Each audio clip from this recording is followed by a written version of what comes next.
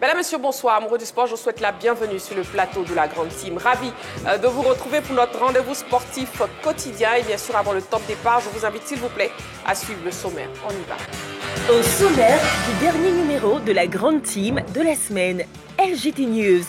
Real Madrid, un retour temporaire de Ronaldo évoqué, ça fait le buzz. Éléphant, Emers Faye préfère-t-il l'expérience à la jeunesse? Votre avis sur la question LGT est attendu au cours de l'actu. Agréable soirée sportive et bon week-end sur la 3.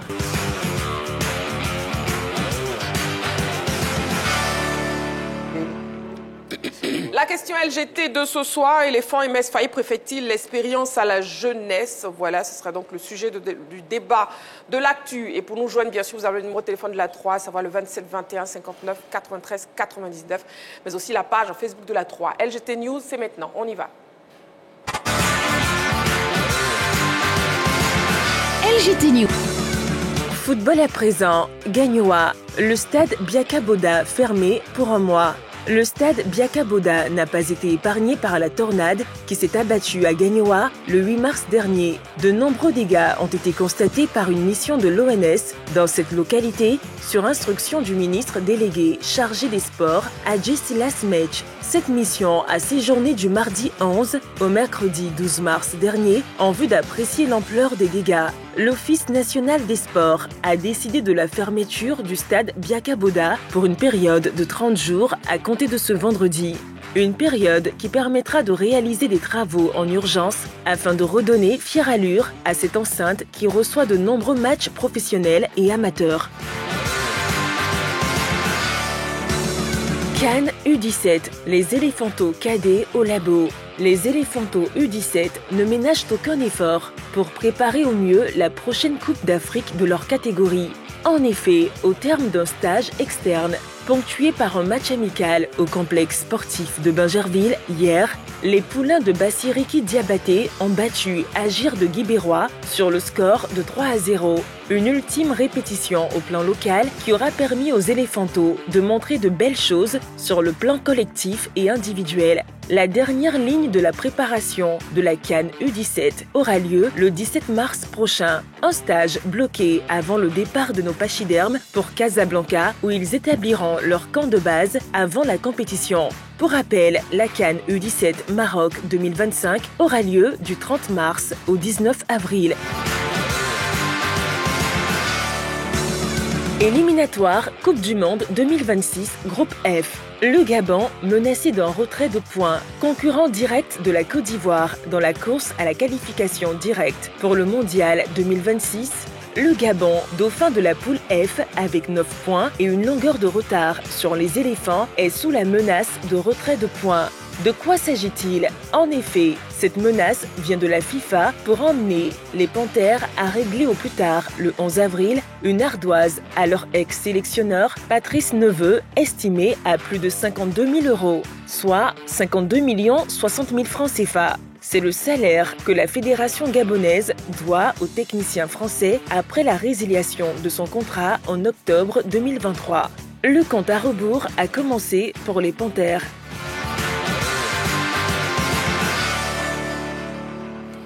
Voilà, nous sommes en direct sur la 3, Amoureux du sport. Vous suivez votre émission essentiellement sportive, La Grande Team. Nous sommes en direct chaque soir, du lundi au vendredi, de 20h30 à 22h. Le dernier numéro donc, de la semaine avant le début du week-end, c'est maintenant. Et je serai accompagnée pour cette émission de Roger Stéphane, bonsoir. Oui, bonsoir Marie-Christine. Jean-Philippe, bonsoir. Bonsoir Marie-Christine.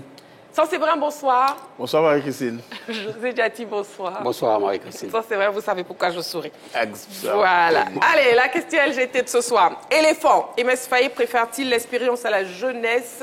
Vous avez le téléphone de la 3 dont le numéro est le 27 21 59 93 99. Mais vous avez toujours la page Facebook de la 3. Le débrief des news, c'est maintenant. On commence avec Saint-Séverin. Oui. Cannes U17. La Cannes U17, 12 ans après la génération Kessié, les éléphantos rêvent de gagner à nouveau ce trophée. Pour cela, il faut bien se préparer. La préparation a commencé. Des matchs amicaux au menu. Vasiliki Diabaté, le coach, et ses poulains travaillent tranquillement avec tous les moyens. Et la compétition commence le 30 mars pour finir autour du 19 du 20 avril. Et les éléphants sont dans la poule D, comme vous le savez.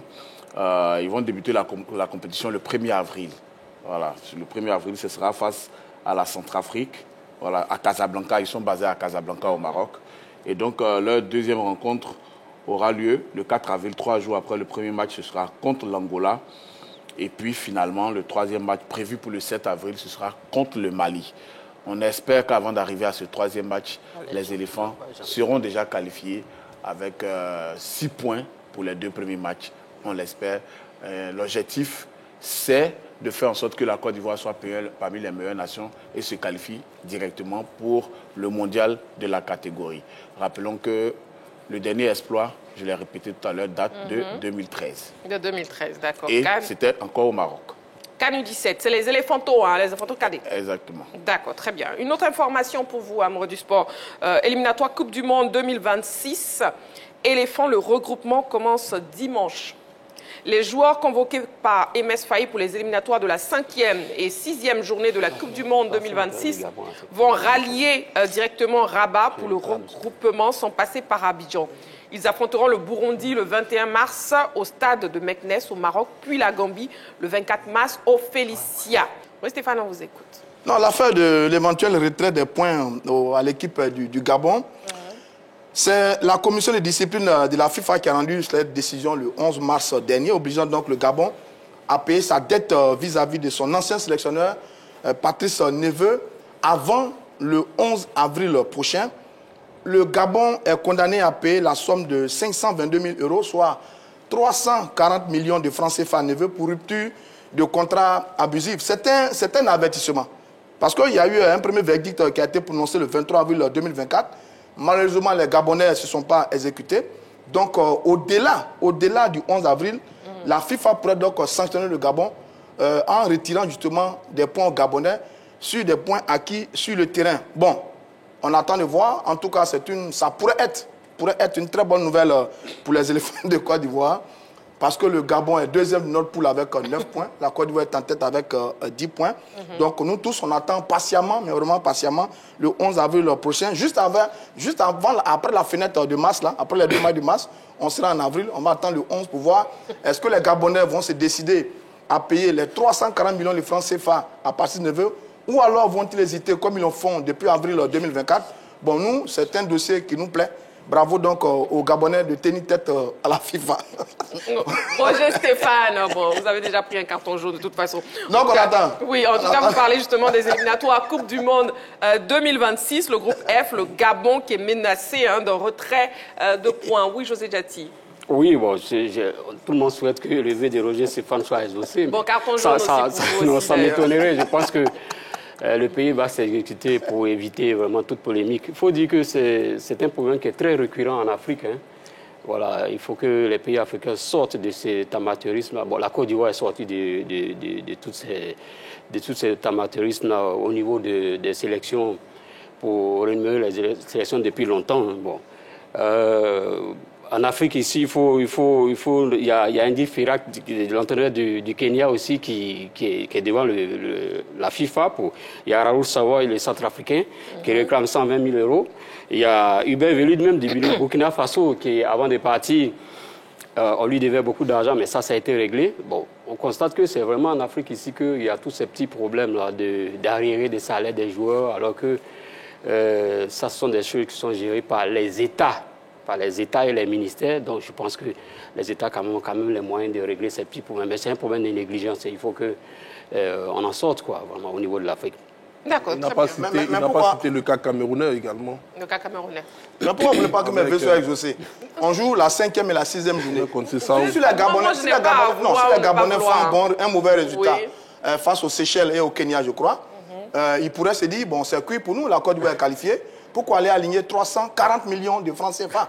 Maintenant, après, s'ils font un bon résultat, qu'ils sont tous dans la posture du deuxième, peut-être que ça va accélérer les choses. Mais ce n'est pas moi qui leur ai dit de ne pas payer depuis 2024. Hein. C'est eux qui ne veulent pas payer. Moi, je supporte le FAMS et sa bande. Si le bras de fer dure en eux, bon, c'est tant mieux pour nous. Nous, on s'en va mondial. En tout cas, vous, le malheur des uns fait le bonheur. On attend les 2 matchs. Oui, avec Jean-Philippe, on va parler justement du stade Biaka Boda qui est fermé pour un mois. Oui, bien sûr, on va parler du stade Biaka Boda qui est fermé pour un mois. J'avais émis un coup de gueule ici il y a quelques jours concernant ce terrain mythique. Exactement. Voilà, et je pense que, bon, je ne vais pas dire que l'ONS m'a écouté. De toute façon, la pluie, la tornade qui s'est abattue sur la ville de Gagnois n'a fait qu'accélérer l'un de mes vœux parce que j'estime que ce stade-là, franchement, il doit faire l'objet d'une rénovation en profondeur. C'est un stade mythique, c'est une ville qui a produit d'excellents footballeurs et c'est l'un des rares stades de l'intérieur du pays qui reçoit des rencontres, surtout dans cette zone centre-ouest. Parce que quand on sait qu'aujourd'hui, Korogo a un stade international, Yamoussoukro a un stade international, Bouaké en a même plusieurs. Voilà, je pense qu'au niveau du centre-ouest, ils sont restés un tout petit peu orphelins. Et il restait le stade Biaka Boda, grâce à la pelouse offerte à l'époque par la première dame, Mme Dominique Ouattara, qui accueillait les rencontres de la Ligue 1 ivoirienne. Maintenant que ce stade-là sera fermé pour un mois, c'est assez triste. Mais bon, c'est un phénomène naturel, c'est une tornade. Mais je pense qu'une tornade ne peut pas venir décoiffer le stade Konan Bani ou le stade Amadougon de Korogo. Donc il faudrait que du côté de l'ONS, on prenne toutes les dispositions pour permettre à ce stade-là d'être fonctionnel, mais d'être très bien fonctionnel. Pour terminer, le stade, les 2 terrains qui ont une pelouse synthétique à Abidjan, que ce soit le parc des sports et le stade Robert Champoux, ont bénéficié l'année dernière d'une rénovation. Au stade Champoux, il y a des stades, ils ont refait la peinture, les vestiaires, tout comme au parc des sports. Je pense qu'ils devraient s'en inspirer pour essayer de mettre Biaka Boda également dans ces dispositions. Très bien, Jean-Philippe. Allez, on va marquer une petite pause, amoureux du sport. Vous ne bougez surtout pas. On se retrouve seulement quelques petites secondes pour la suite de l'émission. À tout de suite.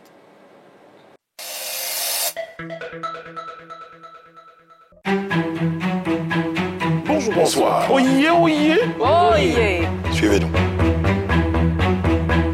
Merci Brissano de te mettre derrière moi. Le monsieur, il est un gabarit. Hein. Appelez-moi déjà le déclencheur du feu. Attends, il y a quoi? Le temps est changé. Congélateur, reste concentré. Est-ce que tu n'as pas le sentiment de ton fort intérieur d'avoir gâché la carrière de ce petit? Toi, il y a tes poursuivre dans tes propos là. De quoi il parle? Si Makoso parle qu'il y a des résultats spirituels, c'est que Makoso est... Mais c'est surtout qu'il était... Nous là, on n'est pas dans ce boubou-là pour faire une conférence pour guérir les gens. Tu es fâché? Non, mais tu me poses des questions qui me chauffent le cœur. Tu peux me dire que... Non, ton cœur est déjà chaud. J'ai même pas encore commencé. Non, mais tu peux pas aller à moi. Tu es trop petit dans mon dossier. Voilà. D'aucuns disent que tu portes, voilà, tu t'habilles bien, tu es un sapeur, mais que tes vêtements ne coûtent pas vraiment cher. Voilà, je m'habille comme je veux. Je protège les habits des animaux. Non, c'est manque de respect, ça. Voilà la partie là. La partie où elle te manquait de respect là, ça vient. Mais tu vas où? Non, moi je suis pas dans ça. On est sauvé par le gars. Non, je suis pas d'État. Parce que je vous ai déjà parlé de ça. Je suis pas d'État. Je vous donne rendez-vous du lundi au vendredi pour la saison 5 de Pipolémique. Avec Maze Team, nous allons vous offrir des moments exceptionnels, une expérience à vivre absolument. Retrouvez Pipolémique, l'émission numéro 1 sur la polémique, du lundi au vendredi à partir de 13h30. PPLK, le numéro 1 sur la polémique.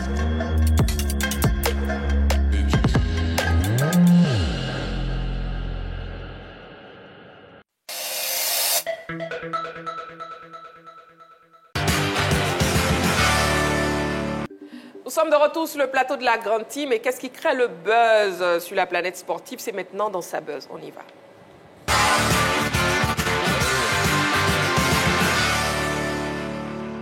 Cristiano Ronaldo, Real Madrid. Bon, pourquoi pas si l'on s'en tient en tout cas aux dernières nouvelles qui circulent. Mais en attendant de nous retrouver ici pour en parler, suivant cette vidéo qui nous donne un élément de réponse. On regarde. C'est l'information qui fait le buzz en ce moment. Une possibilité inattendue a surgi sur la table de Florentino Pérez, l'homme fort du Real de Madrid.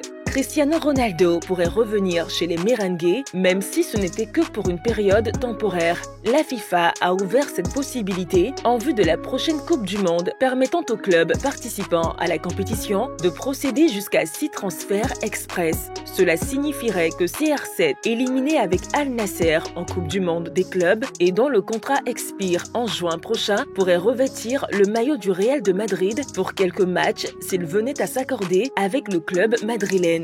Depuis la confirmation de cette nouvelle règle de la FIFA, de nombreuses rumeurs circulent sur l'éventualité d'un retour de la star portugaise dans son club bien aimé sous la forme d'un contrat de quelques semaines. Selon des informations en provenance de Madrid, Florentino étudierait de près cette probabilité, même s'il y a des hésitations quant à la mise en œuvre de cette opération.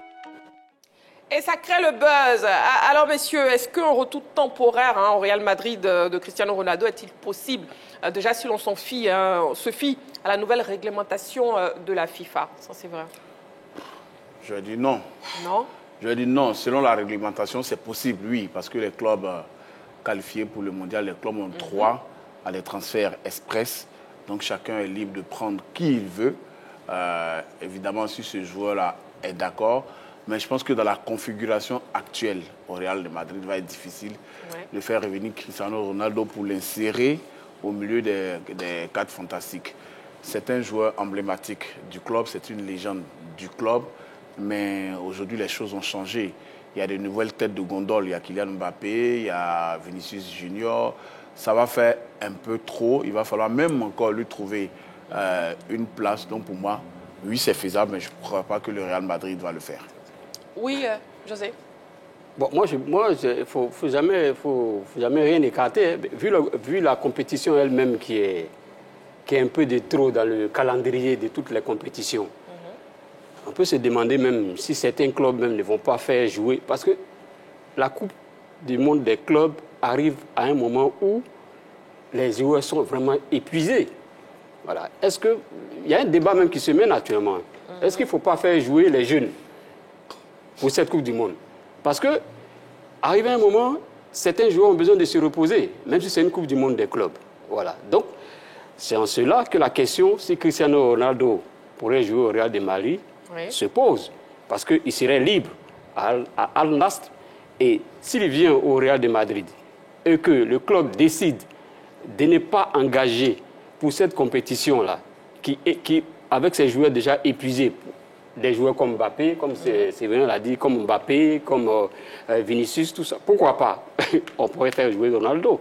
Voilà. Donc, c'est vrai, c'est difficile, mais vu la compétition elle-même qui est de trop dans le calendrier des compétitions internationales, pourquoi pas, si c'est évoqué? D'accord, oui. Écoutez, moi, j'ai 2 positions sur cette affaire-là. Bon, d'abord, on a une Coupe du Monde des clubs qui passe à une vitesse incroyable, je crois, de 7 clubs à 32. C'est bien ça, si je m'en 7 clubs à 32 clubs aujourd'hui. On a 1 mois de compétition et va se jouer aux États-Unis et en plein mois de juin. Bon, on est en fin de saison aussi. À cette époque, on est en fin de saison. Donc, quand la FIFA demande à ce que les clubs puissent aller prendre 7 joueurs comme mercenaires, 6 joueurs comme mercenaires pour aller jouer la compétition, ça peut peut-être venir pallier un peu ce déficit-là, fatigue de fin de saison, etc., permettre aux clubs de se reposer, etc., parce que certains clubs pourraient ne pas envoyer à cette compétition leurs joueurs majeurs. C'est la première option. La deuxième option, c'est que j'ai le sentiment que la FIFA fait la concurrence aux confédérations sur les 2 continents. Parce que cette nouvelle formule, elle veut la réussir parfaitement. Elle veut la réussir d'un point de vue médiatique, d'un point de vue financier. Mais pour ça, il faut que les meilleurs joueurs aillent à cette compétition.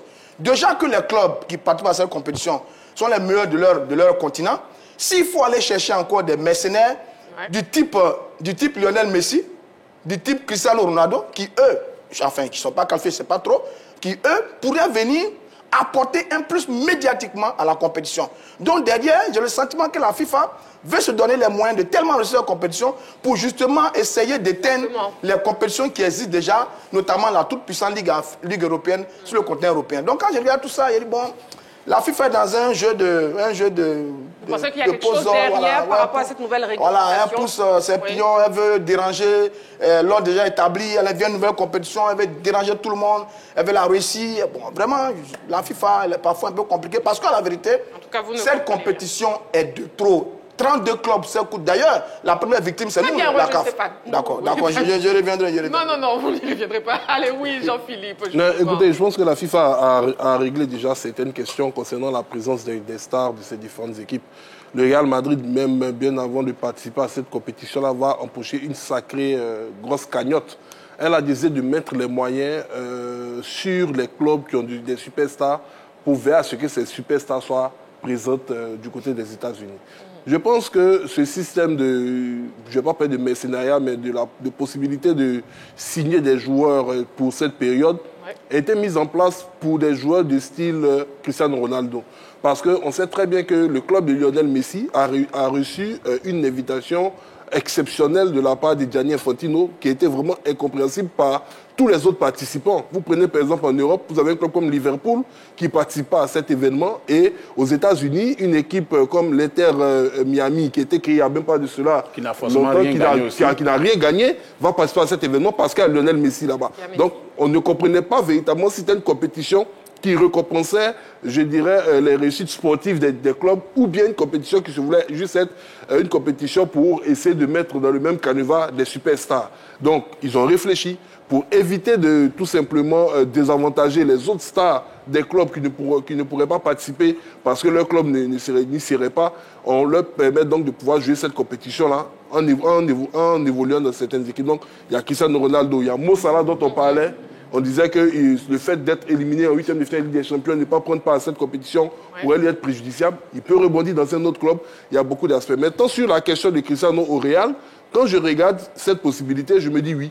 Pour le Real Madrid, ce serait bénéfique de reprendre Cristiano Ronaldo. Ça va redonner. Et je pense que la FIFA va essayer de pousser même, peut-être même, pourquoi pas même, payer les monuments de Cristiano pour que le Real le prenne, parce que pour eux, ils veulent revoir sur un mondial, un duel, Lionel Messi et Cristiano Ronaldo et bien d'autres.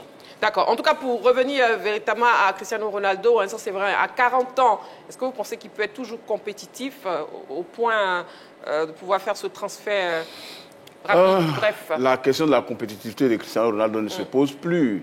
25e journée des Saudi Pro League, aujourd'hui, il a marqué un autre but. Après un travail de Sadio Mané, il vient de marquer face à Al Kholoud. 929. Au moment où l'émission commençait, l'équipe était à 3-0, son équipe, avec un but de Cristiano Ronaldo. Donc oui, il est encore compétitif. Et quand on le voit, on sait que même dans un grand club en Europe, il peut continuer d'être compétitif. C'est le meilleur buteur de la compétition reine de l'UEFA au niveau des clubs, la Ligue des Champions. Donc oui, il a encore les jambes. Donc oui, Cristiano Ronaldo est compétitif, va savoir maintenant quelle place il va occuper dans les clubs où ils vont le recruter. Oui, sur cette question, il faut comprendre quand même qui est cet homme. Cristiano Ronaldo avait marqué, je crois, 463 buts avant ses 30 ans. Et là, après ses 30 ans, il a plus de 467, maintenant, je crois, 68 buts aujourd'hui. Vous imaginez, en 10 ans, il a marqué plus de buts qu'en 17 ans de carrière, parce qu'il a commencé très tôt. Il a commencé à 17 ans, à 30 ans, ça fait 13 ans. Voilà, en 13 ans, là, en 10 ans, vous voyez un peu ce qu'il a réalisé. C'est un monstre de travail. Et je pense que s'il est super bien accompagné, comme dans un club, avec un club comme le Real et ses stars, il n'y a pas de raison qu'il ne puisse pas, durant cette compétition-là, performer. De toute façon, il a voulu revenir au Real à plusieurs reprises, mais ça ne pouvait pas se faire sur une longue période. Est-ce qu'un joueur qui est parti est revenu au Real? Ne parlez pas en même temps, s'il vous plaît, monsieur. Donc, du coup, s'il vous plaît, non, Jean-Philippe. Non. Merci beaucoup. Oui, José Diaty, par rapport à la question de Cristiano Ronaldo, toujours compétitif à 40 ans? Oui, il est toujours compétitif pour moi, puisqu'il a l'hygiène sportive d'abord. Tout le monde sait qu'il a la bonne hygiène sportive et il a toujours la motivation. Lui-même l'a dit. Tant que son corps lui permettra de faire des performances, il n'arrêtera pas. Et je pense que même en allant au Real de Madrid, ça sera encore... C'est une autre fête, c'est une autre motivation pour lui. Je pense qu'il est compétitif. Pour moi, il est toujours compétitif, même à 40 ans. Moi, je ne sais pas. Bon, pour ce qui est de ses performances, bon, on le voit tous en Arabie Saoudite. Il fait de très belles choses, il continue de marquer.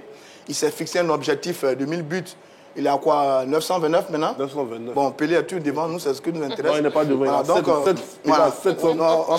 Moins de 800 buts. Nous, c'est Pelé, nous, on connaît. Donc, bon, on le regarde, on attend de voir. Mais maintenant, est-ce qu'il y a un joueur qui est déjà parti du Real de Madrid est revenu? Non. Je ne sais pas trop. Je n'ai pas encore vu un joueur qui était au Real Madrid revenir. Si ce n'est Zinedine Zidane qui est devenu entraîneur et qui a gagné 3 Ligues des Champions. Maintenant, on va regarder est-ce qu'ils vont faire un torse à l'histoire. Est-ce que toute la pression médiatique financière va avoir raison du Real de Madrid par rapport à la compétition qui vient? Mais j'insiste pour dire que la FIFA est dans son puzzle pour essayer de tirer la lumière, la couverture vers elle, pour réussir cette compétition qui est une nouvelle formule. On attend tous de voir ce que ça va donner. Maintenant, Cristiano Ronaldo a cette compétition au Real de Madrid. Bon, ben, l'avenir nous le dira. L'avenir nous le dira. En tout cas, pour terminer avec cette rubrique, déjà, revoyons quelques actions des plus beaux buts de Ronaldo sous les couleurs de plusieurs clubs et aussi en sélection. Les beaux buts de Cristiano Ronaldo sous les couleurs de plusieurs clubs et aussi en sélection. On va marquer une petite pause, amoureux du sport. Vous ne bougez surtout pas. On se retourne seulement quelques petites secondes pour la suite de notre émission. Allez, à tout de suite.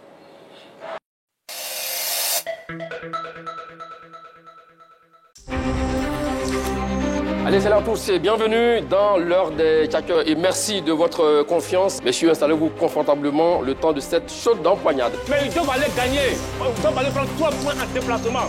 À chaque jour suffit sa peine, monsieur Choileau. C'est ça le football. À la recherche de sensations footballistiques autour d'un débat, ne cherchez plus. L'heure des tchatcheurs, le débat sportif par excellence, déroule le tapis rouge pour des débats encore plus fun. Tu emploies le bon parce qu'il faut les employer. Plus chaud bouillant et plus critique. Quand tu es un compétiteur, tu ne te laisses pas marcher dessus. Je suis désolé. On peut tout me raconter, mais il n'y a pas photo. Sinon, parce que tu es champion d'Afrique, c'est fini, tu es titulaire à part entière. L'heure des tchatcheurs n'a jamais été aussi envoûtante comme cette saison. Monsieur Massagourou, 3 finales. C'est le football. 2 en déplacement, 1 à la maison. Ah donc tu n'aimes pas les finales, monsieur Choileau? Non, c'est parce que ça vous... Mais je pense...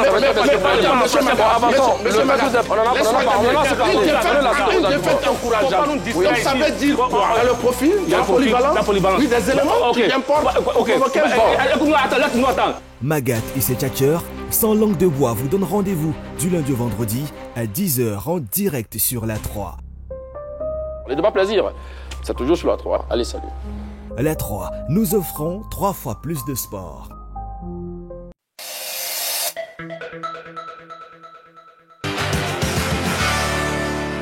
Allez, de retour sur le plateau de la Grande Team, toujours en direct sur la 3, la chaîne qui vous offre 3 fois plus de sport. Nous passons au stats du jour. C'est maintenant.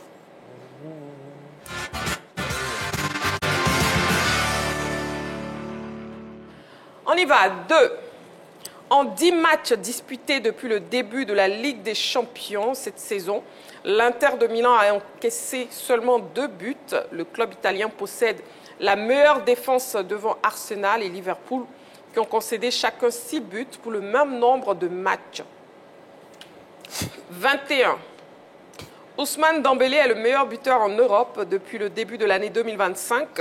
L'attaquant parisien a inscrit 21 buts et délivré une passe décisive en 16 matchs. Il dévance Kylian Mbappé qui compte 15 buts. 1. En Ligue 1 ivoirienne, le FC San Pedro est l'équipe des extrêmes. Soit elle gagne, soit elle perd. En 23 matchs, les Pétrusiens ne comptent qu'un match nul pour 12 victoires et 10 défaites. Voilà. Bon, avec sa défense de fer, hein, messieurs, l'Inter Milan. Oui, on en parle. José Diatti. Oui, bon, l'Inter de Milan, à l'image du jeu italien, tout le monde sait. Hein. Tout le monde sait à l'image du jeu italien. Et finalement, il s'impose. Hein, il s'impose oui, comme un potentiel vainqueur de la Ligue, effectivement, la Ligue des champions de l'UEFA. L'entraîneur s'appuie essentiellement sur une défense à 3. Hein. Il a un système de 3-5. Il densifie son milieu de terrain. Et puis 2 attaquants, notamment avec Marcus Thuram. Voilà, mais surtout au niveau de la défense, il s'appuie sur Francesco Acerbi et puis... Bon, Acerbi, c'est ça. Francesco Acerbi et Stéphane Virg. Voilà, ce sont ces 2 qui alternent un peu. Bon, il s'appuie un peu sur Pavard aussi, le français Pavard qui est là. Mais c'est une défense qui est vraiment stable. Mais je pense que la défense est plus stable essentiellement aussi à cause de son milieu de terrain qui est très densifié. 5 milieux de terrain avec lesquels il joue. Vraiment, cela montre qu'effectivement, le club prend moins de buts, mais ça, c'est dans l'ADN même des Italiens. Bon, donc, c'est pas surprenant. Ouais, c'est pas vous n'êtes pas surpris. D'accord. Oui, ça, c'est vrai. Alors, je crois qu'avec le départ de Milan Skriniar au PSG il y a 2 saisons, tout le monde a pensé que la défense de l'Inter allait s'effriter. Mais pour avoir ramené Acerbi dans la défense centrale, je pense que l'Inter a gagné le gros lot. Parce qu'autour de lui, à gauche, il y a Bastoni. À droite, souvent, il y a Dumfries, le Hollandais, ou alors Pavard, le Français. Donc, c'est une défense qui est très stable. Mais en plus de cela, devant la défense, il y a 2 défensifs. Il y a Barella qui joue comme défensif, comme relayeur, il y a Çalhanoğlu. Donc, tout ça, ça fait comme si, en phase défensive, ils sont à 5. Donc, ça rend la défense de l'Inter hermétique. Et puis, quand Onana est parti à Manchester, on a cru aussi que l'Inter perdait au change, mais Yann Sommer, c'est vraiment le haut niveau aussi. Donc oui, Simone Inzaghi a su au fil des années remodeler sa défense pour en faire le symbole de ce que représentait l'Italie avant le Catenaccio. Mais le 3-5-2 là, c'est un système qui permet de défendre. Quand vous n'avez pas le ballon, vous avez 5 défenseurs. Vous avez 2 dans le couloir, plus 3 axiaux. C'est un système qui permet d'être bien en défense, procéder par contre-attaque. Si en plus de ça, vous avez 2 récupérateurs au milieu de terrain, évidemment, vous êtes une équipe. Ils ont encaissé ils n'ont que 3 défaites. 3 défaites en 28 journées au niveau du championnat. Ils sont leaders en ce moment. Et puis, paradoxalement, leur entraîneur est un ancien attaquant. C'est là le paradoxe. Leur entraîneur est un ancien attaquant, Simone Inzaghi, qui a joué à Lazio, à Atalanta et autres. Bon, peut-être qu'il a joué dans les équipes moyennes à son époque. Il savait comment défendre. Parce que quand on n'a pas de gros joueurs, dans ce type d'équipe-là, on défend. Est-ce que c'est ça qu'il a inculqué à ses joueurs? C'est bien fait. Après, il a 2 gros bonhommes aussi sur le front de son attaque. Thuram, le français, et je crois Martinez, Lautaro. l'Argentin. Donc ça lui permet de blinder derrière et d'avoir 2 super joueurs devant.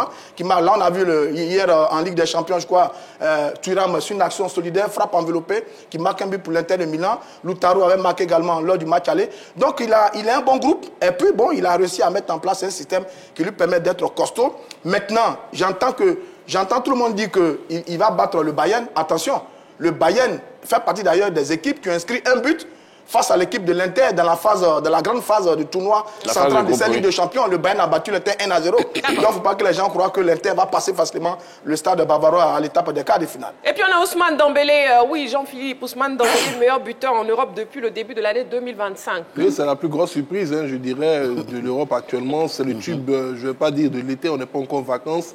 C'est le tube de l'hiver. Voilà, qui se prolonge bien sûr. Peut-être que cela ira jusqu'en été, mais Ousmane Dembélé est complètement métamorphosé. On l'avait senti venir il y a de cela quelques saisons, depuis son départ du FC Barcelone. Le garçon a pris, je dirais, son destin en main. Il se comporte en homme au journal, en fait. Voilà. Il a vraiment arrangé ce qui n'allait pas de ce côté-là et on voit les résultats. C'est un garçon, il y a de cela quelques années, qui était sorti très tôt de la finale de la Coupe du Monde par Didier Deschamps, parce qu'il ne le trouvait pas suffisamment performant lors de cette finale. Et aujourd'hui, Ousmane Dembélé, je pense qu'avec ce nouveau statut, quand il arrive en équipe de France, son entraîneur le verra d'un tout autre œil. C'est le leader offensif du Paris Saint-Germain, formidable machine aujourd'hui, qui a redessiné la carte des favoris de la Ligue des Champions. Et je pense que ce qui lui arrive, je dirais, est le fait que maintenant, il a réussi à mettre en adéquation son talent et sa finition. Voilà, quand on a cette capacité technique d'éliminer des 2 pieds, de pouvoir faire des différences à n'importe quel moment, et qu'après on vendangeait, après vous corrigez cela, que vous arrivez maintenant à être beaucoup plus clinique, je pense que vous devenez une redoutable machine. Et Ousmane Dembélé aujourd'hui, c'est véritablement un garçon qui est revenu en course, non seulement je dirais en équipe de France, mais également pour le Ballon d'Or. On va devoir le suivre. Justement, c'était ma question, c'était ma prochaine question. Je l'ai dit à Ti, est-ce qu'il est un candidat crédible pour le Ballon d'Or? Oui, c'est un potentiel candidat au Ballon d'Or. Maintenant, la route, le chemin est encore long. Il y a encore du temps à attendre.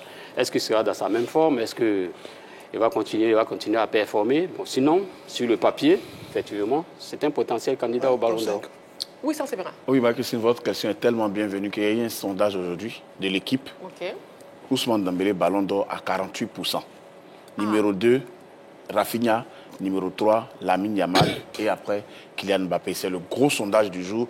Donc vous voyez, ils ont placé Ousmane Dembélé très loin. Mais moi, ce que je veux de Dembélé... Le sondage de la presse française. Oui, de l'équipe, du confrère de l'équipe. On n'est pas surpris, les Français. Et moi, ce que je veux chez Dembélé en fin de saison, c'est une montre. Figurez-vous qu'en début de saison, il a dit pour chaque but marqué, il va s'acheter une montre de valeur. Il en a aujourd'hui, selon vos stats, à 21 buts. Donc il a 21 grosses montres de valeur jusqu'en fin de saison. Ça va faire combien de montres? On espère que la grande team ira se servir chez lui. C'est un investissement. Comment ça, la grande team? Il va aller prendre une montre de valeur là-bas. On va aller prendre les montres de valeur. Mais je pense que top 5 Ballon d'Or, oui, il y est. Maintenant, être le leader, bon, je ne crois pas trop parce que bon, c'est un sondage de la presse française. Exactement. Et les Français aiment bien faire la part belle à leurs joueurs. Mais je pense que dans le top 5, il peut y être avec notamment Rafinha, le joueur du Barça, qui fait une superbe saison en ce moment. Depuis que Salah s'est fait éliminer en 8e de fin de la Ligue des Champions, bon, la tendance a changé un peu. Mais maintenant, je pense que Ousmane Dembélé, il a la lumière. Il était dans l'ombre des grands au Barça. Il était dans l'ombre de Mbappé au PSG. Là, maintenant, Mbappé est parti, c'est le patron de cette équipe. Le match aller qu'il a réalisé face à Liverpool était un match sublime. Son pied gauche magnifique. Il a torturé les défenseurs de l'équipe de Liverpool pour amener son équipe à la victoire. Bravo à lui. Il s'est réveillé au bon moment. En tout cas, il fait une superbe saison. Il porte magnifiquement Paris au niveau du championnat. Il réalise la même chose en Ligue des Champions. Maintenant, le Ballon d'Or, c'est encore très très long. On va voir si Paris va aller loin de la compétition. Et puis on verra après. Mais en tout cas, top 5, oui, il est le top 5 potentiel vainqueur du Ballon d'Or. FC San Pedro, 12 victoires, 1 match nul, 10 défaites. Bon, que vous inspirent déjà ces statistiques du club. Oui, JP. Beaucoup de défaites, c'est ce que je vois pour quelqu'un qui est champion en titre. Voilà, je pense que 10 défaites, c'est trop. Quand on est champion en titre, quand on a, je dirais, la capacité de pouvoir conserver ses meilleurs joueurs, on ne peut pas se permettre d'une saison à une autre de perdre autant en qualité. Et c'est ce que je constate avec le FC San Pedro. Je ne vais pas m'appesantir sur les statistiques en termes de victoire ou le fait que ce soit une équipe de l'extrême. Mais je pense que pour une équipe de cette valeur-là, il y a quelque chose qui ne va pas. À preuve, ils sont à leur 3e entraîneur de la saison. Voilà, ça démontre qu'il n'y a pas cette organisation qui doit apporter cette sérénité-là du côté de cette formation du FC San Pedro. C'est dommage, mais bon, voilà, je pense que 10 défaites, ça se voit au classement, ils sont complètement ils sont 4e. Non, ils sont 4e. Ils sont 4e, ils sont là. Non, ils sont 4e quand même. Donc vous pensez qu'ils peuvent finir champion? Non, je n'ai pas dit ça, mais ils sont 4e. Non, mais voilà. Pas largués. Ils sont largués. S'il vous plaît. Oui, ça c'est vrai. Ce qu'il faut voir dans la saison du FC San Pedro, c'est la remontée pour cette deuxième partie. C'est ça, ils ne sont pas largués totalement. C'est exceptionnel, Marie-Christine. C'est le champion en titre. En début de saison, la première phase a été catastrophique. Alors là, depuis le retour, ils enchaînent. Les 12 victoires que vous voyez, la grande partie, à hauteur de 9 ou 10, c'est à partir de la 10e, 15e journée. Donc, oui, et il reste sur 3 victoires de rang. Je crois qu'ils ont gagné hier sur le fil. 3 buts à 2. Aujourd'hui, le FC San Pedro est devenu 4e du championnat. C'est-à-dire que de 11e à 4e, c'est un bond énorme. L'équipe est en train de retrouver toutes ses couleurs et il devient un sérieux candidat, ce club-là, au titre de nouveau. Très bien, nous avons terminé avec les stats pour ce soir et on va passer à l'actu. C'est maintenant l'actu, on y va.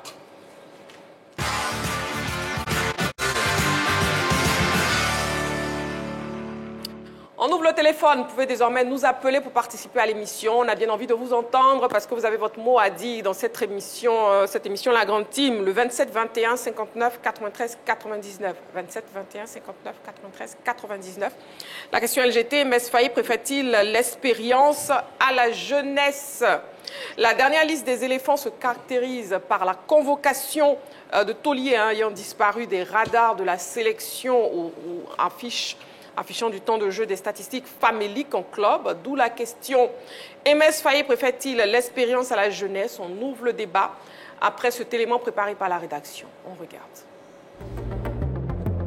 La liste des joueurs ivoiriens convoqués pour les matchs contre le Burundi et la Gambie, comptant pour les 5e et 6e journées des éliminatoires de la Coupe du Monde 2026, semble marquer une rupture dans la méthode managériale du sélectionneur national Mess Faye. Celui-ci a clairement indiqué au cours de la conférence de presse organisée pour la publication de la liste que les critères de sélection ont évolué. Si jusque-là, il s'est basé sur la performance, notamment le temps de jeu, jeu et la forme du moment, le technicien ivoirien a cette fois tenu également compte de l'expérience et du leadership. Plutôt qu'une véritable révolution, cette option apparaît comme un retour à ses fondamentaux, ceux-là même qui ont fait son succès dans un passé récent. On se souvient en effet qu'à la CAN 2023, quand il a pris les rênes de l'encadrement technique, Emers Faé avait redessiné le noyau de l'équipe en remettant au cœur du projet de jeu les anciens que sont Max Gradel, Jean-Michel Seri, Serge Aurier, Odilon Kosunu et Nicolas Pépé.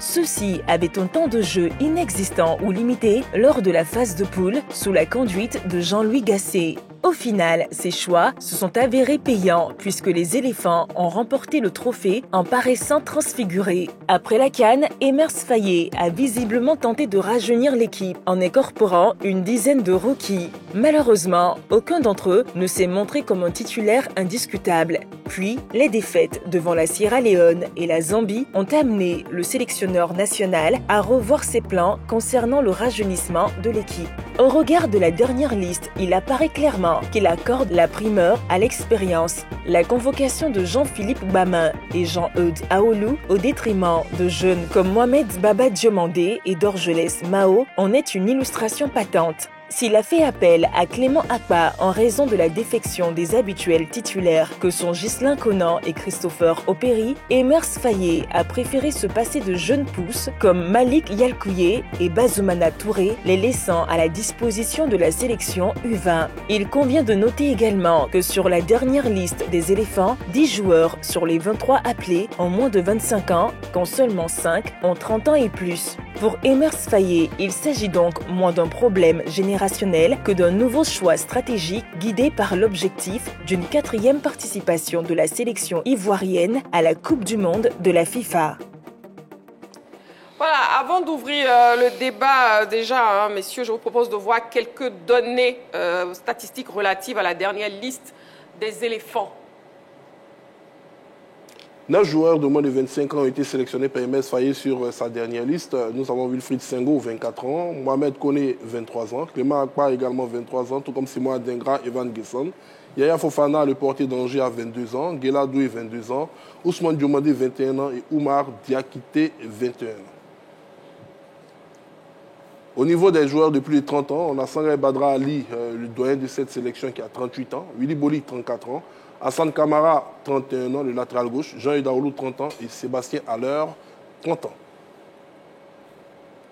Et on a les joueurs les plus capés, Franck Kessié mène la barque avec 86 sélections, Nicolas Pépé en a 46, Ibrahim Sangaré, 42, Sangaré Badra Ali, 31, Wilfried Sengo, 27. Les meilleurs buteurs de cette sélection actuelle sont Franck Kessié, 11 et 13 buts, excusez-moi, Nicolas Pépé, 11 buts, Ibrahim Sangaré, 11 buts, Sébastien Haller, 10 buts et Jean-Philippe Crasso qui a 7 buts.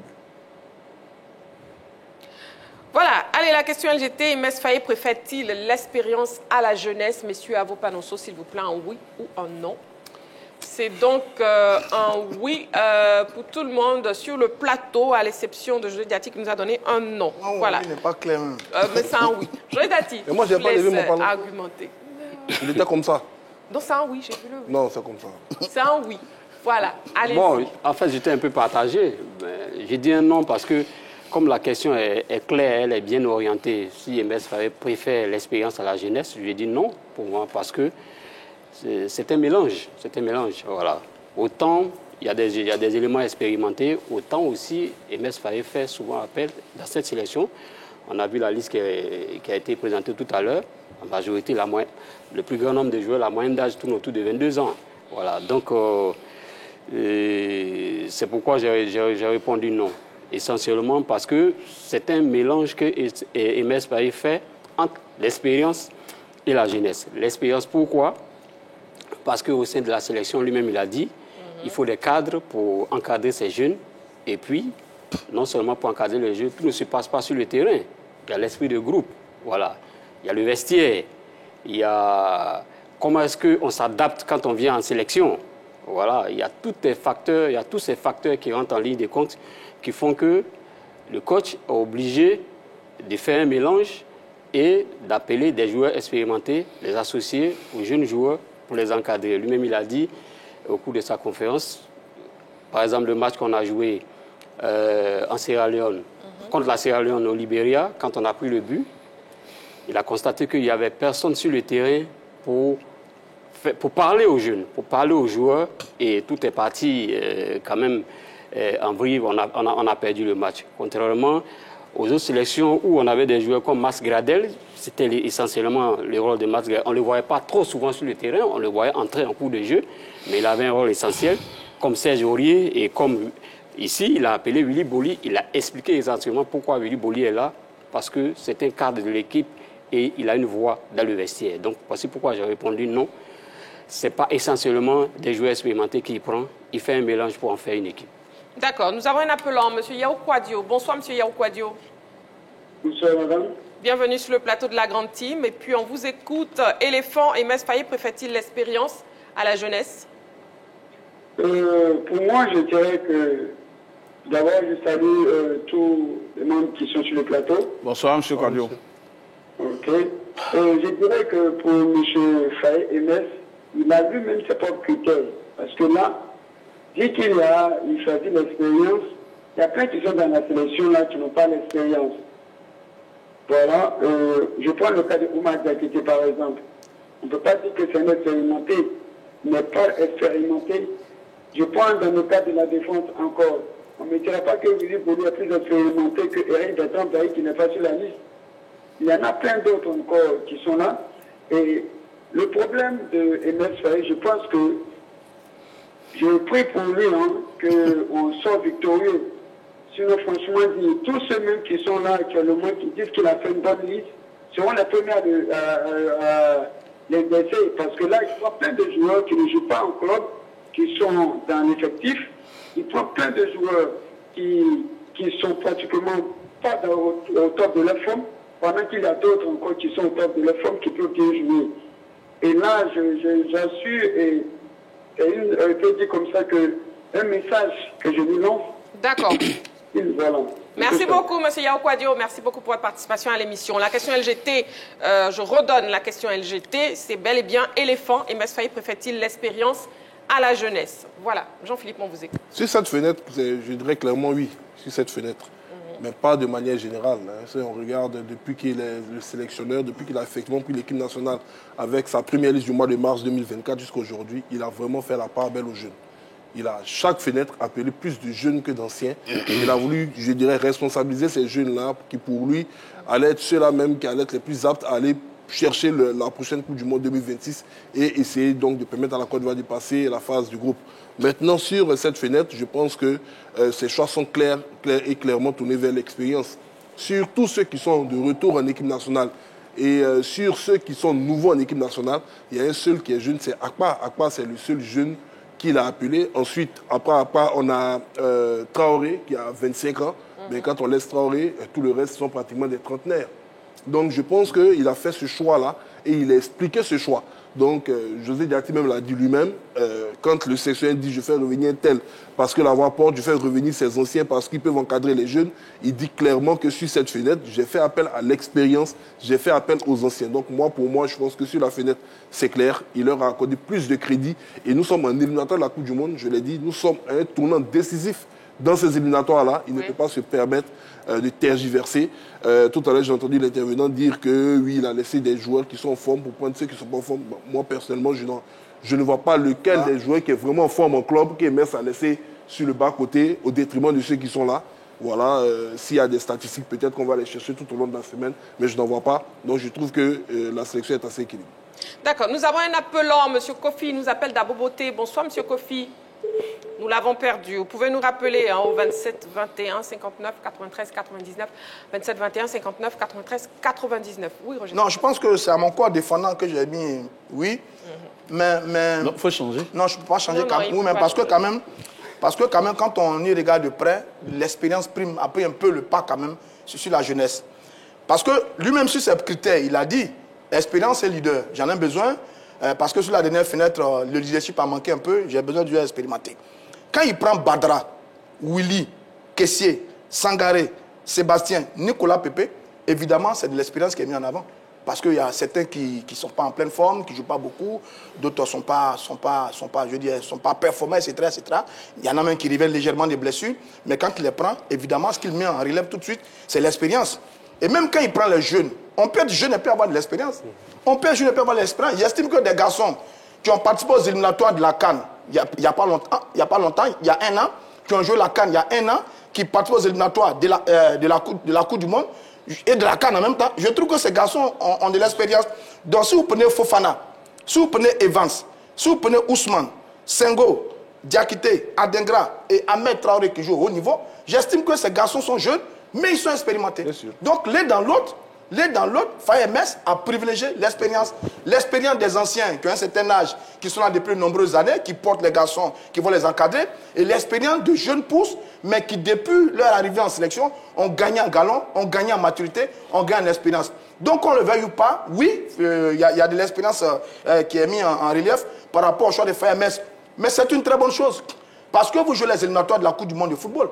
Et la Coupe du Monde reste l'une des grandes priorités de notre football en ce moment, après avoir réussi à gagner la Coupe d'Afrique nationale de football. Pour aller à la Coupe du Monde, pour passer ces éliminatoires à 6 équipes avec un seul qualifié, il faut donner tous les moyens. Les moyens, ce sont les garçons expérimentés. Les moyens, ce sont les garçons performants. Les moyens, ce sont les garçons qui ont un profil sur lequel il peut se reposer pour bâtir son groupe. Donc oui, il y a de l'expérience par rapport aux anciens. Il y a de l'expérience par rapport à des jeunes, mais qui ont gagné en expérience depuis leur arrivée en sélection. Éléphant, MS Faye préfère-t-il l'expérience à la jeunesse? Oui, c'est vrai, on vous écoute. Écoutez, on va faire un peu de philosophie. Si on prend l'âge moyen, Faye privilégie, oui, la jeunesse. Mais si on prend le vécu en sélection, on voit clairement qu'il privilégie l'expérience au sein du groupe. Parce que l'expérience, c'est être en sélection. Non seulement depuis longtemps, mais avoir joué des matchs de haut niveau. Tous les jeunes de la sélection, quand vous prenez de Yaya à Diakité, en passant par Adengra et tous les autres, ils ont commencé à jouer les éliminatoires de la CAN qu'on a gagné en 2022. Ça date déjà. Ça fait 3 ans aujourd'hui. C'est vraiment énorme. Sur la nouvelle liste de 23 joueurs qu'on a là, il y a 9 joueurs qui n'étaient pas avec Faye à la CAN. Et sur ces 9 joueurs-là, il y a un seul qui découvre les éléphants, c'est Akba. Les autres étaient là, mais ils n'ont pas joué la CAN. Et il y en a qui sont venus après, qui se sont installés dans cette sélection. Vous avez connu Mohamed, qui était là depuis juin 2022 avec Gassé, Ayam Sokro. C'est ça. Bon, donc vous voyez, vous avez Agbadou, vous avez Kamara, Doué, Aoulou, Bamen, Bayo, Guessan.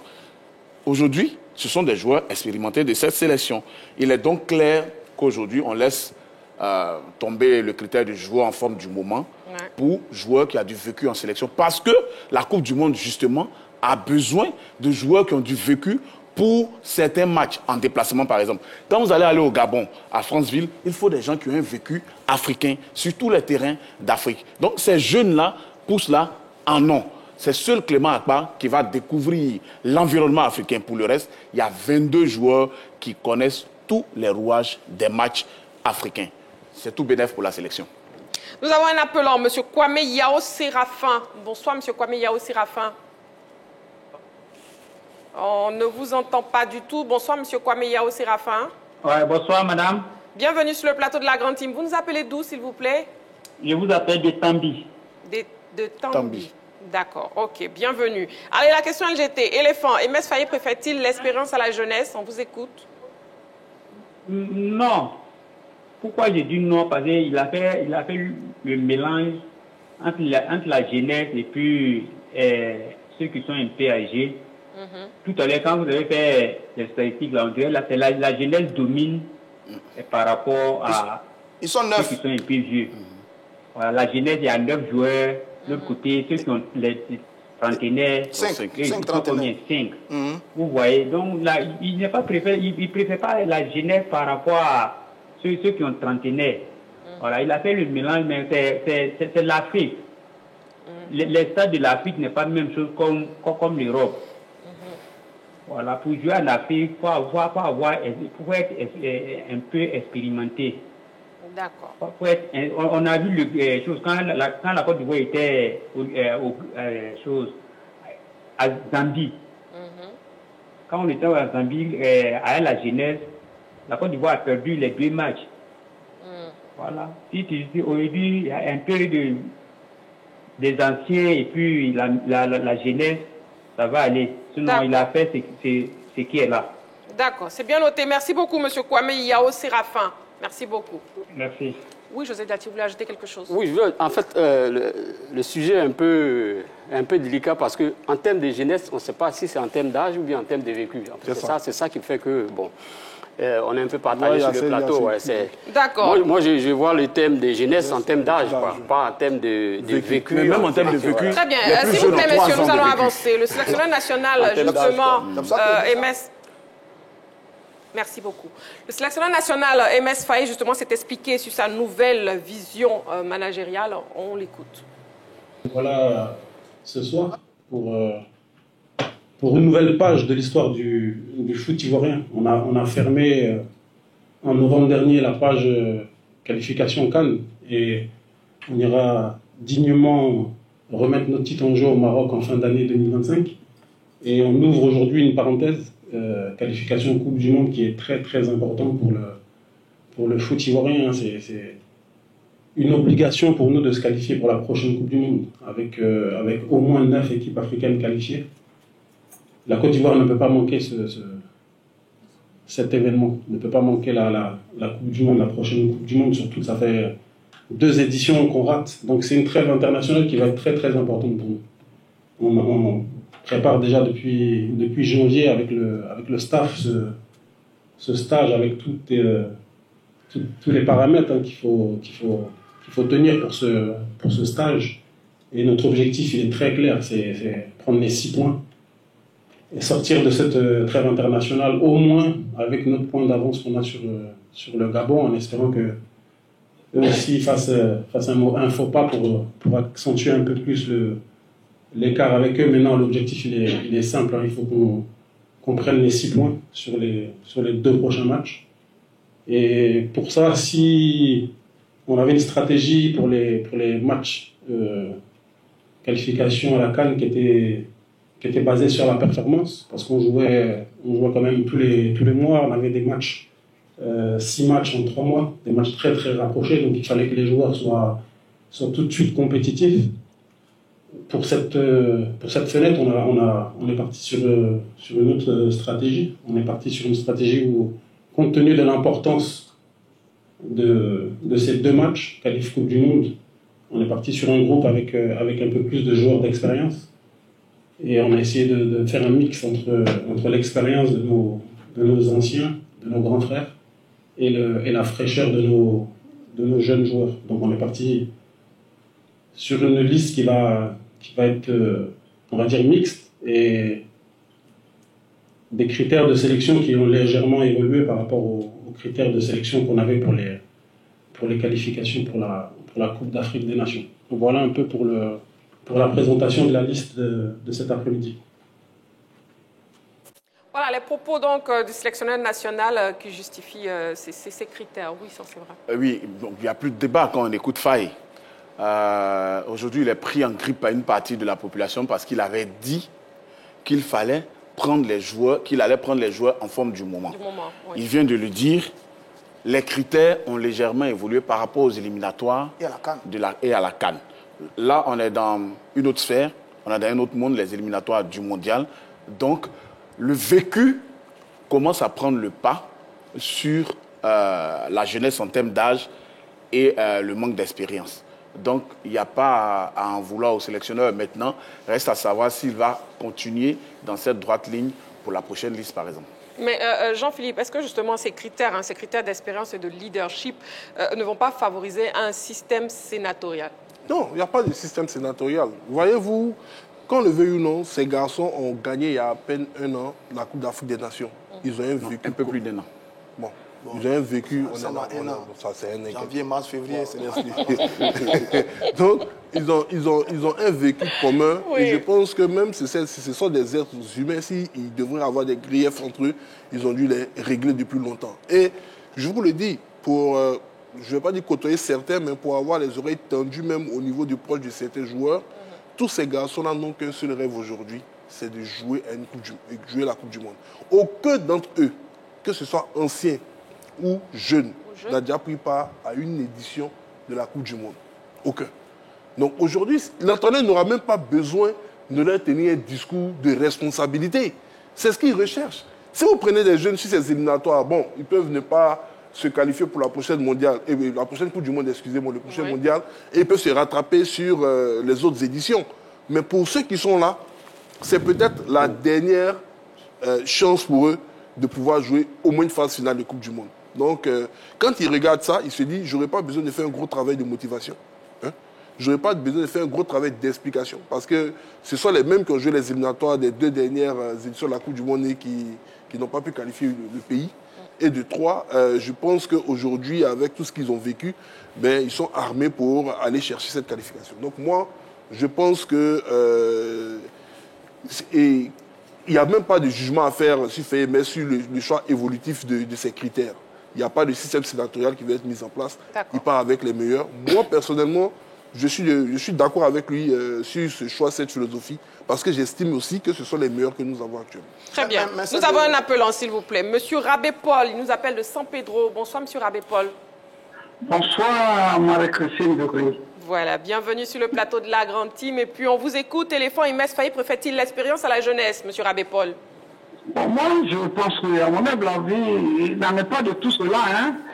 Faye a choisi les joueurs qu'il faut pour les compétitions que nous avons. Il n'a pas, moi, je ne pense pas qu'il pensait que bon, je prends la jeunesse ou bien je prends... Non, non, non. L'expérience, non, non. Il a choisi les joueurs qu'il faut pour pouvoir faire ce match. Donc, moi, je pense que ce problème ne se pose pas. D'accord. Ces jeunes-là, faisons-les confiance. On peut leur faire confiance parce qu'il y a des gens, bon, Adiga, maintenant, toute la Côte d'Ivoire sait que si Adiga n'est pas dans une compétition, bon, on va le réclamer. Et bon, mais il y a des jeunes joueurs qui sont venus, on ne les a pas vus, mais on les voit quand même jouer dans nos équipes. Et ils produisent du bon football là-bas. Donc je pense que Faye étant un grand entraîneur, parce qu'il est parmi les grands entraîneurs de l'Afrique actuellement, il fait ce qu'il a fait. Donc ne jugeons pas, ne pensons pas qu'il a pris une catégorie de personnes, une catégorie de joueurs pour pouvoir venir les faire jouer. Je pense que Faye a choisi les joueurs qu'il faut pour cette compétition. C'est bien noté. Merci beaucoup, Monsieur Rabé Paul. Merci. Je salue tout le plateau de la grande team. Merci beaucoup. Voilà, M. Rabé Paul qui nous appelait donc de San Pedro. Alors, moi, pour apporter une précision, Faye Mess n'est pas parmi les meilleurs entraîneurs du continent. Il est le meilleur entraîneur du continent. C'est-à-dire que jusqu'à ce qu'on fasse une nouvelle désignation, c'est Faye Mess qui est le patron des sélectionneurs sur le continent. Mais de quel je veux dire, système sénatorial dont on parle à Faye Mess? Mais c'est un faux procès.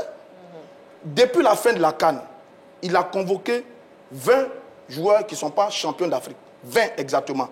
Vous avez 10 anciens et vous avez 10 nouveaux joueurs. Les nouveaux joueurs, les voici.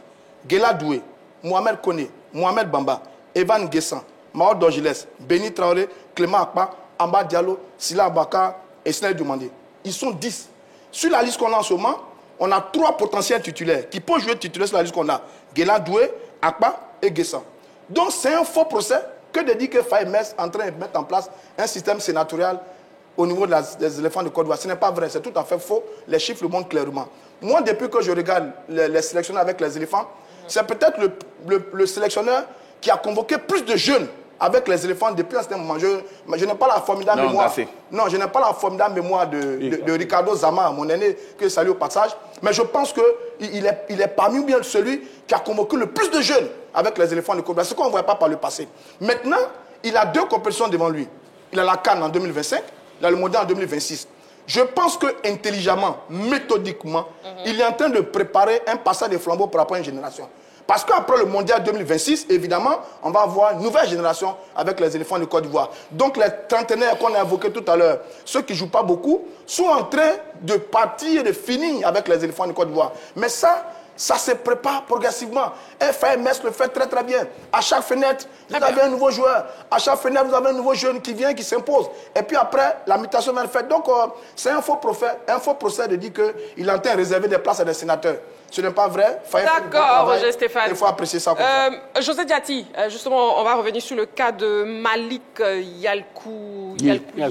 Bon, est-ce que c'est un meilleur choix que de le laisser en sélection U20 plutôt que la sélection Oui, d'abord, avant de répondre à la question, le cas de Yalkoulié a fait vraiment couler beaucoup d'encre de salive ici en Côte d'Ivoire. Oui. Et la question revenait à chaque fois au coach Faye Metz, à chaque conférence de presse, qu'est-ce qu'il en est de Yalkoulié? Est-ce qu'il va venir en sélection? Parce qu'entre-temps, le Mali aussi le voulait. Bon, aujourd'hui, c'est chose faite. Le jeune garçon est là. Moi, je pense qu'il ne faut pas brûler les étapes. Je suis d'accord avec l'option qu'on le mette en U20. Voilà. C'est l'antichambre de la sélection A. On ne peut pas tout brûler les cartes. Il va progresser, il va aller progressivement. Et puis, bon, comme Jean-Yves Daoulou qui était en U23, qui est venu, voilà. Pour moi, il n'y a pas de doute dessus. Il peut être en U20 et puis progresser gentiment. Il n'y a pas de problème. C'est le cas de Malik. Oui, Marie-Christine, je pense qu'en dehors de ceux qui l'ont formé et qui l'ont vraiment vu jouer, je pense qu'on a fait un peu trop. Oui, pour moi, on a fait un peu trop. Comme ça a été le cas pour Diomandé Baba. On a fini par entendre Faye Metz agacé dire en conférence de presse à demi-mot que Baba Diomandé n'a pas été à la hauteur des prestations qu'il attendait de lui. Donc pour moi, on a fait un peu trop. Sa place, c'est là, chez les U20. Et justement, on attend de lui, Malik, qu'il soit un des leaders de la CAN U20 qui va se dérouler en Côte d'Ivoire. On attend de le voir soit à Yamoussoukro, Bouaké, Korogo. On attend de le voir en train d'emmener la sélection à un niveau au sommet, comme Franck Kessié l'a fait avec les U17. On attend que Malik envoie les U20 ivoiriens au titre. Comme ça, les Ivoiriens vont mieux apprécier. D'accord. Oui, Jean-Philippe. Écoutez, sur la question de Malik, je suis, je dirais, d'avis avec le choix de la sélection qui a voulu qu'il passe par les U20. Vous voyez le jeune Akpa Clément. U23. Il était U23 Akpa Clément. Non, j'ai parlé de Malik qui part en U20. Ah, d'accord. Le jeune Akpa Clément, c'est un jeune qui est né, qui a été formé en France, mais qui a commencé les sélections nationales. Pas comme la majorité des binationaux qu'on va chercher rapidement quand ils mettent 2 ou 3 buts et tout avec la hype autour d'eux, il faut qu'ils viennent en équipe A.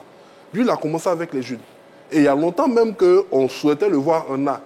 Mais il a pris son mal en patience. Il y est resté, il a joué sans faire de bruit. Aujourd'hui, il est récompensé de par ses qualités, ses prestances. Il joue à Auxerre, en France, l'un des meilleurs championnats du monde. Et il a plus de 23 matchs cette saison en tant que titulaire. C'est-à-dire, dans n'importe quelle sélection africaine, on se serait dit qu'en Côte d'Ivoire, nous sommes fous de ne pas rapidement l'intégrer en équipe A. Mais il intègre l'équipe A maintenant. Le jeune Malik, aujourd'hui, si on prend, je dirais, le panel même de tous les observateurs sportifs de Côte d'Ivoire, très peu peuvent vous dire qu'ils ont déjà suivi 5 ou 10 de ces matchs en championnat. Donc comment se fait-il qu'on puisse avoir une idée claire de son niveau pour dire « Ah non, il mérite forcément d'aller chez les A parce que les Maliens veulent de lui ». Non, le jeune homme a fait son choix. Il a dit depuis longtemps « Je veux jouer pour la Côte d'Ivoire ». Il y est. Qu'il fasse ses preuves tout simplement avec les U20. Et puis, s'il est aussi bon que tout le monde le dit, il sera appelé en équipe nationale. Je pense qu'on ne devrait même pas en faire une question parce que ce serait mettre trop de pression sur les épaules du jeune. Vous imaginez, il vient en équipe nationale des A et qu'au bout de cette fenêtre, il ne prouve rien. Qu'est-ce qu'on va dire demain? Et qu'il soit renvoyé comme Juma Saïd.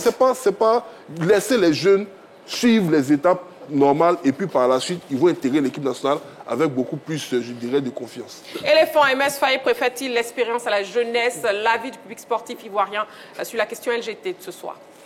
À mon avis, après avoir parcouru la liste que MS Faye a présentée, je pense qu'aujourd'hui, avec ce qu'on a connu en la CAN, il n'y a plus question d'expérience ou de jeunesse. Parce qu'aujourd'hui, la Côte d'Ivoire, c'est un état d'esprit. Donc, peu importe les personnes qui sont appelées, d'abord, l'esprit a été créé depuis la CAN. Donc, c'est le même esprit-là qui règne jusqu'à maintenant, qui va régner toujours. Donc, que ce soit les nouveaux ou les anciens, je pense que ce même esprit-là va toujours rester. Voilà. Parce que, comme on le sait, MS Faye était nouveau et malgré ça, elle a remporté la CAN. Donc, peu importe l'expérience, je pense que c'est l'état d'esprit qui prime. Avec la liste qui est sortie, je vois que la plupart des joueurs qu'il a recrutés, c'est des nouveaux joueurs. Et puis, on sait qu'à l'équipe nationale, on a besoin au moins de 2 à 3 anciens pour essayer de pôler la jeunesse pour essayer de leur donner encore la force pour pouvoir avancer. Mais si toute la liste est encore tout neuf, là, c'est pas bon. Au moins, il faudrait des anciens pour essayer d'épauler les jeunes à encore leur donner de la force pour que l'équipe ivoirienne garde toujours le titre. Voilà, quand on dit 3 étoiles, ce n'est pas permis à n'importe qui. On a vu d'abord même là, les Camerounais qui essaient toujours de s'opposer à nous. Mais je sens que cette année, on va reprendre encore au Maroc. Alors, je vois que dans la liste, il essaie de faire un peu de mixte. Mais quand on voit qu'il y a beaucoup plus l'expérience qui sort. Je prends avec l'exemple de Sébastien Haller, par exemple, qui n'était pas là depuis un bon moment. Bon, c'est vrai qu'il y a eu sa saison qui a commencé, on peut dire récemment, qu'il a eu quelques performances, mais comparé à d'autres joueurs qui étaient là, je pense qu'il a beaucoup plus misé sur l'expérience à ce niveau. Bon, après, peut-être qu'il essaie de faire un peu... il essaie de faciliter la transition avec les nouveaux joueurs et tout. Mais on voit bien que c'est sur l'expérience qu'il mise. Ce qu'il est en train de faire actuellement, comme pour prendre les anciens un peu des nouveaux, bon, je trouve que qu'il fait un bon travail. Parce que tout ce qui se passe un peu actuellement sur le football en Europe aussi, il y a les équipes aussi, il y a les clubs qui prennent les jeunes et puis ils mélangent un peu les anciens pour que on puisse trouver une bonne entente et puis jouer le football ensemble. Moi, je trouve que ce qu'il est en train de faire actuellement, c'est du bon choix qu'il est en train de faire. Nous sommes toujours en direct sur la 3, la chaîne qui vous offre 3 fois plus de sport. Nous avons un deuxième sujet dans l'actu. Il s'agit de 16e de finale de la Coupe nationale, justement, qui se disputeront ce week-end sur l'ensemble du territoire national, marqué donc par l'entrée en liste des clubs de Ligue 1. Déjà, voici le programme complet des rencontres. Le programme complet. Oui, samedi 15 mars 2025, l'ASEC Mimosa va croiser la formation du FC Oza. L'USC Bassam va croiser l'Africa Sport d'Abidjan. Les deux plateaux FC vont en découdre avec le Stade d'Abidjan. Liste 263 face à Leader SC. Jacques Desieux-Nouna face au CO Korogo. Sigilolo face à Bouaké FC. L'Amfiara FC face au Racing Club d'Abidjan. L'US Bafing face au Jacques d'Angré. Iska va croiser l'US Chologo. Et il y a un match reporté, celui entre le Sporting Club de Gagnoa et Espoir d'Adzopé. Et le dimanche 16 mars 2025, le FC San Pedro va croiser Issiawazi, la FAD face au Stella Club, FC Mouna face à Zom FC, Arogat FC face à Sol FC, AS Denguele face à EFIM et la SOA est d'ores et déjà qualifiée pour un forfait du FC Nafana. Voilà, déjà, FC Oza, est-ce que FC Oza peut créer la surprise devant la SEC Mimosa, José? Non. Ah, vous avez utilisé le thème de surprise. Bon, quand on regarde le classement du championnat national, on peut dire non quand même. Le FC Oza est 15e, je crois, relégable même, alors que la SEC est en pleine forme. Mais la Coupe nationale, c'est une autre compétition. Voilà, c'est une autre compétition où ça se joue en un match.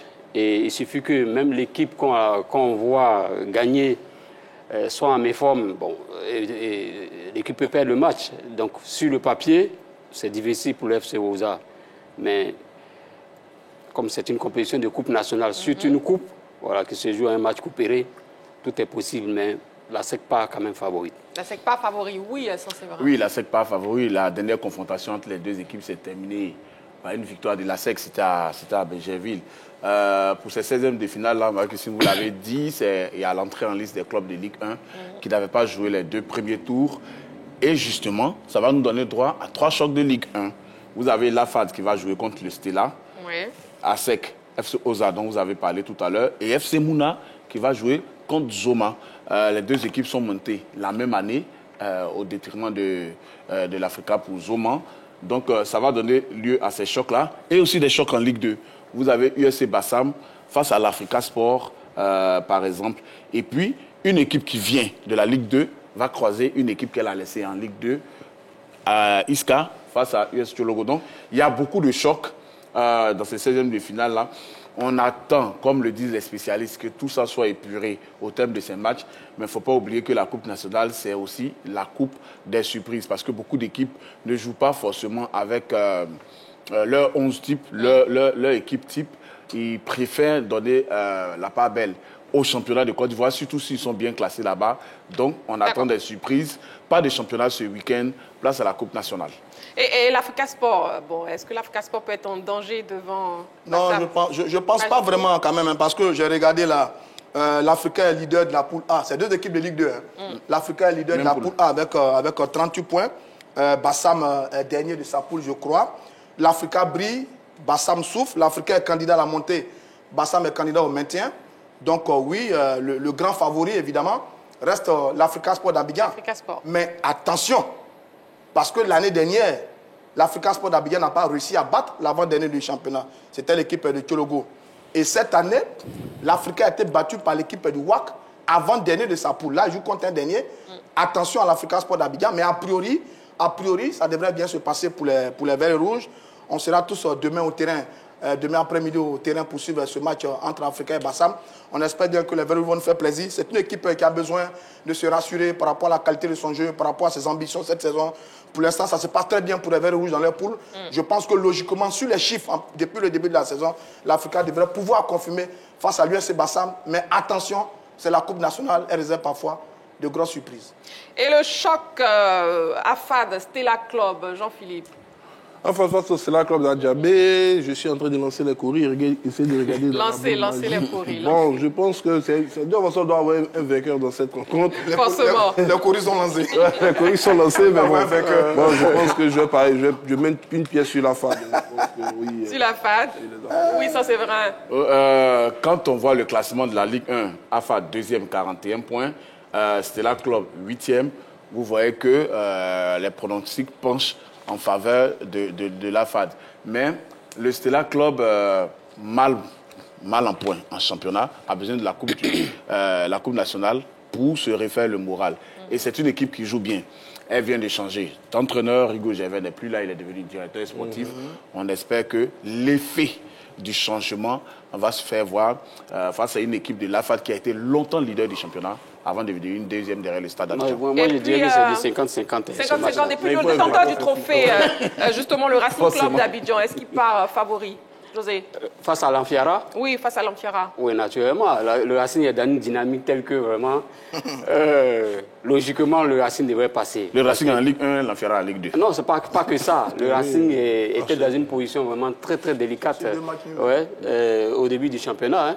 Ils ont fait une remontée spectaculaire, aligné des matchs, une série de matchs de victoires. Ils sont aujourd'hui 12e. Voilà.